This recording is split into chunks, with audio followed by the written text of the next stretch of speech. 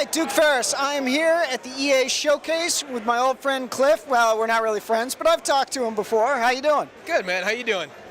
Doing good. All right, you know Cliff, or Cliffy B, as people call him. I think that's actually kind of a silly name. I kind of retired it a couple years ago, actually.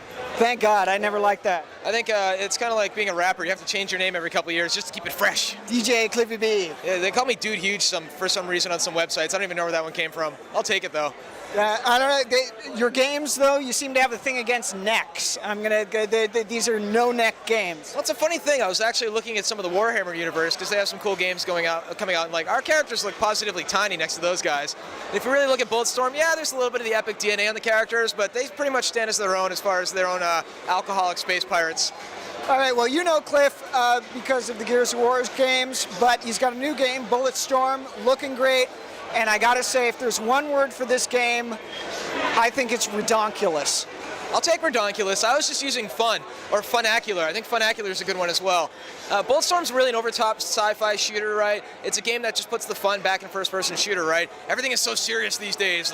You know, war never changes, or war has changed, and lots of guys running in slow motion and camouflage with explosions going off, and that's cool, but I think that section of the market's kind of full. So we worked with People Can Fly, the Polish developers. We're like, let's make something that feels new and fresh and original. It's like a little bit of a Firefly Serenity meets Duke Nukem.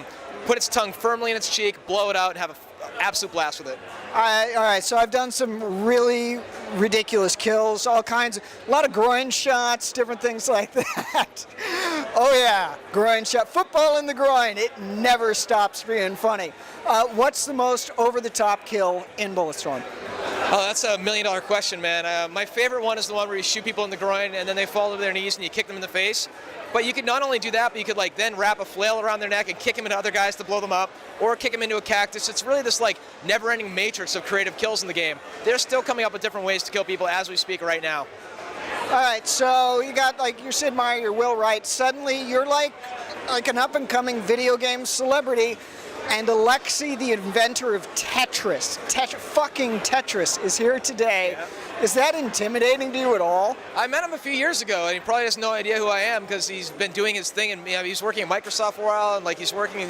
Tetris is just and I'll be honest, people ask me if there's one game you could take to a desert island, it's Tetris, right?